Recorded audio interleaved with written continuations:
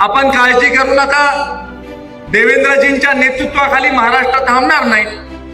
आणि तुम्हाला सगळ्यांना मी आश्वस्त करू इच्छितो की मागच्या कालावधीमध्ये महायुतीच्या सरकारने जे निर्णय घेतलेत त्याची अंमलबजावणी करण्याचं काम हे आता सरकार केल्याशिवाय राहणार नाही।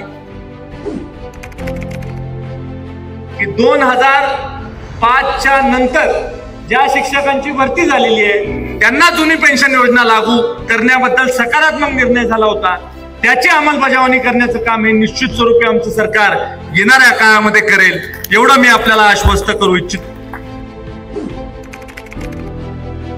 एखाद्या गावामध्ये राहणाऱ्या प्रमुख लोकांचं मतपरिवर्तन करायचं असेल, योग्य वेळेला योग्य मुद्दा जर का उचलायचा कोणी असेल आणि योग्य ठिकाणी योग्य भूमिका जर का कोणी घ्यायची असेल तर आमचा शिक्षक घेऊ शकतो, हे आवर्जून मी या कार्यक्रमाच्या निमित्तानं आपल्याला सांगू इच्छितो।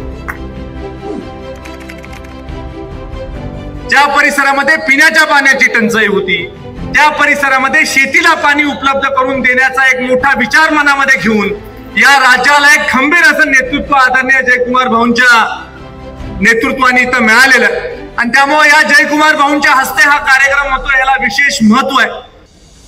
राज्यस्तरीय महामंडळ सभेच्या निमित्तानं उपस्थित असणारे आपल्या सगळ्यांचे नेते,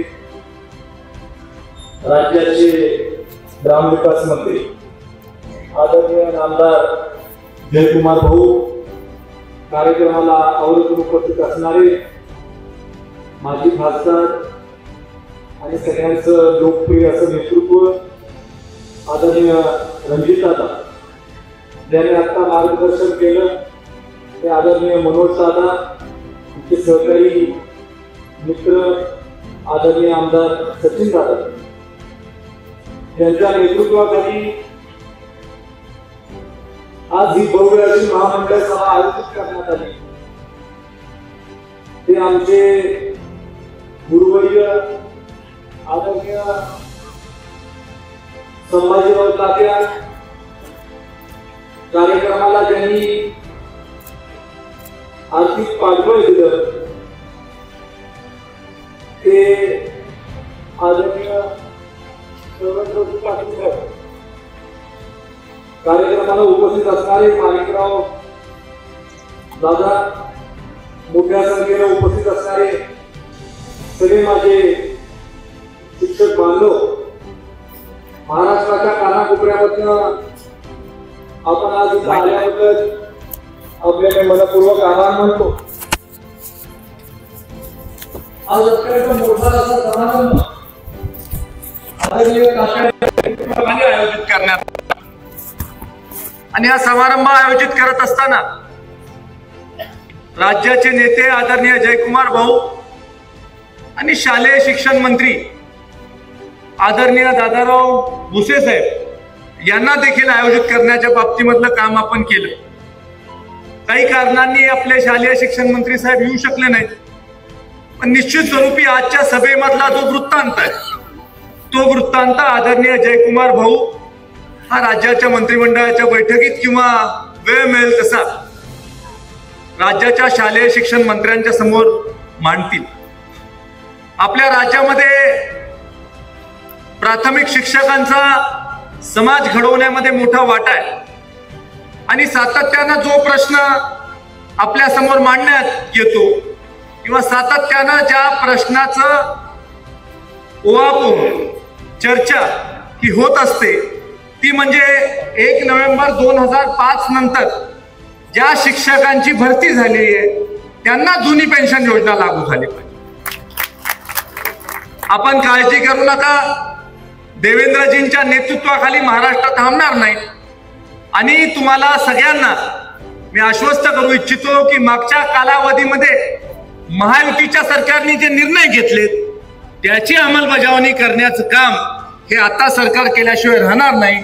आणि निश्चित स्वरूपी मागच्या कालावधीमध्ये जो काही तात्या निर्णय झाला होता की 2005च्या नंतर ज्या शिक्षकांची भरती झालेली आहे त्यांना जुनी पेन्शन योजना लागू करण्याबद्दल सकारात्मक निर्णय झाला होता, त्याची अंमलबजावणी करण्याचं काम हे निश्चित स्वरूपी आमचं सरकार येणाऱ्या काळामध्ये करेल, एवढं मी आपल्याला आश्वस्त करू इच्छितो।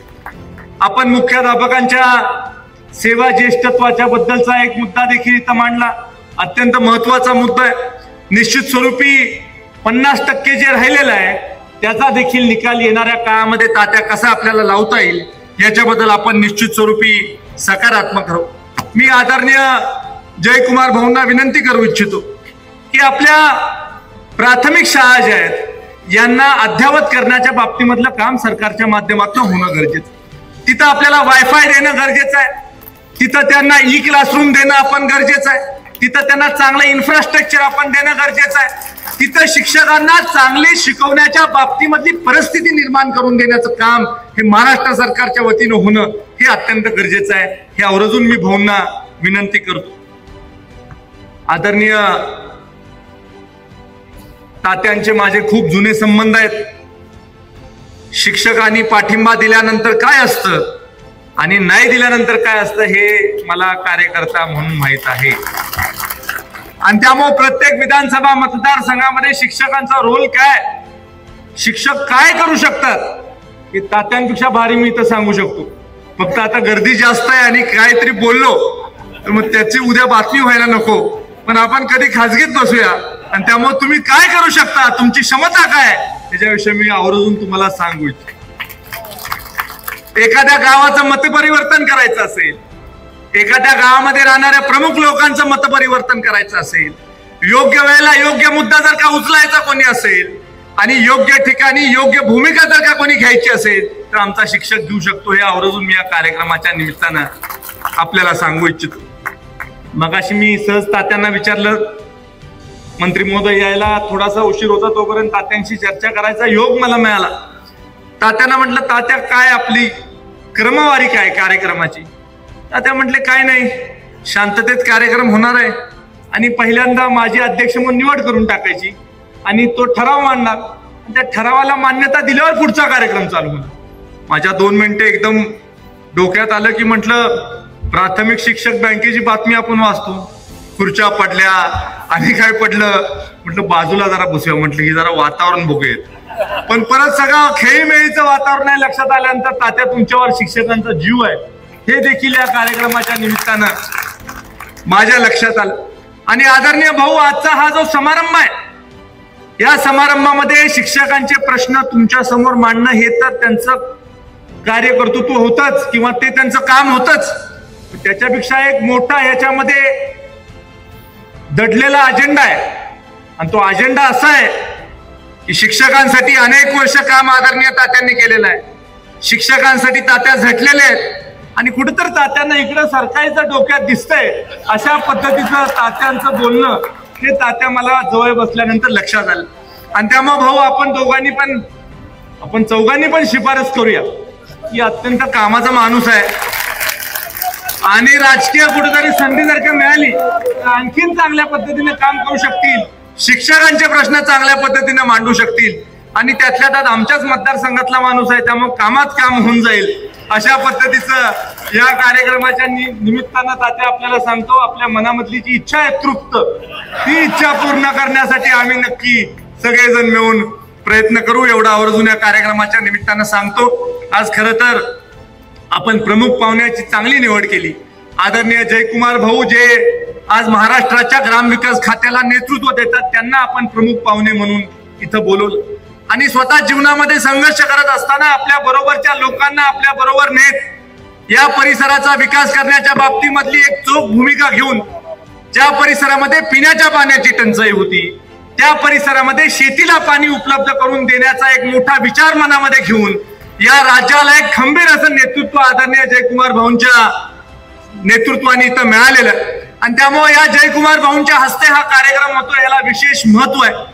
विधानसभेमध्ये सर्वसामान्य माणसाचे प्रश्न मांडण्याचं काम त्यांनी आजपर्यंत केलं, सामान्य माणसाला आधार देण्याचं काम त्यांनी केलं आणि जो दुष्काळी तालुका होता त्या दुष्काळी तालुक्याला पाणीदार तालुका करण्याचं सगळं श्रेय आदरणीय जयकुमार भाऊंना जातं। अत्यंत चांगलं काम महाराष्ट्राच्या विधानसभेमध्ये त्यांनी केलं आणि त्याचा बहुमान आदरणीय देवेंद्र दादांनी केला आणि देवेंद्रजींनी त्यांना राज्याच्या एका प्रमुख खात्याचं नेतृत्व करण्याची संधी दिली आणि निश्चित स्वरूपी महाराष्ट्राचं कल्याण करता करता आमच्या कराड तालुक्याचं, कराड दक्षिणचं विशेषतः सुद्धा कल्याण भाऊंच्या माध्यमातून होईल आणि त्यामुळं चांगला एखादा विद्यार्थी तुमच्या शाळेमध्ये जसा असतो की लवकर येऊन शांतपणे बसतो, अजिबात तक्रार करत नाही, कार्यक्रम संपेपर्यंत किंवा वर्ग संपेपर्यंत हलत नाही, तसं चांगल्या विद्यार्थ्याच्या भूमिकेमध्ये मी आलेलो आहे. कारण आमच्या मतदारसंघामधल्या सगळ्यात प्रमुख मागणीची प्रेझेंटेशन किंवा प्रमुख मागणी आम्ही भाऊंच्या समोर केलेली आहे आणि ती मागणी अत्यंत शांतपणे त्याने ऐकून घेतली. राज्याची अडचण आहे हे मला सांगून देखील त्यांनी मला शब्द दिला की कराडची पंचायत समितीची इमारत ही माझ्या ग्रामविकास खात्याच्या माध्यमातून मी करून देईन. आणि त्यामुळं स्वर्गीय यशवंतराव चव्हाण साहेबांचा वारसा ज्या मतदारसंघाला आहे त्या मतदारसंघामधली पंचायत समितीची इमारत आमच्या आदरणीय ग्रामविकास मंत्र्यांच्या हाताने होईल अशा पद्धतीचा एक आशावाद देखील या कार्यक्रमाच्या निमित्तानं व्यक्त करतो.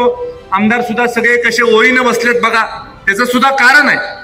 दुसरा एखादा मंत्री असता तर 100% याच्यामधल्या अनेक लोकांनी दांड्या मारल्या असतात, पण आज भाऊंचा कार्यक्रम आहे त्यामुळे ते उपस्थित आहे. कारण भाऊ जिल्ह्यामधले एक वजनदार नेतृत्व आहेच आणि त्यांच्याकडे एक योजना आहे 25-15.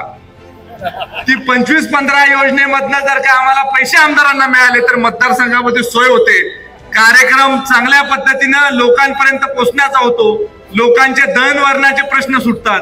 आणि त्यामुळे 25-15 योजनेचे जे मुखी आहेत किंवा ज्या योजनेचे पूर्ण अधिकार ज्यांच्याकडे आहेत ते जयकुमार भाऊ आहेत आणि त्यामुळे 100% उपस्थिती आमदारांची देखील तुम्हाला या कार्यक्रमाच्या निमित्तानं दिसते. अत्यंत चांगल्या कार्यक्रमाचं आयोजन तात्या आपण केलं, साहेब आपण देखील केलं आणि त्याबरोबर सगळे आपल्या टीमनी देखील केलं.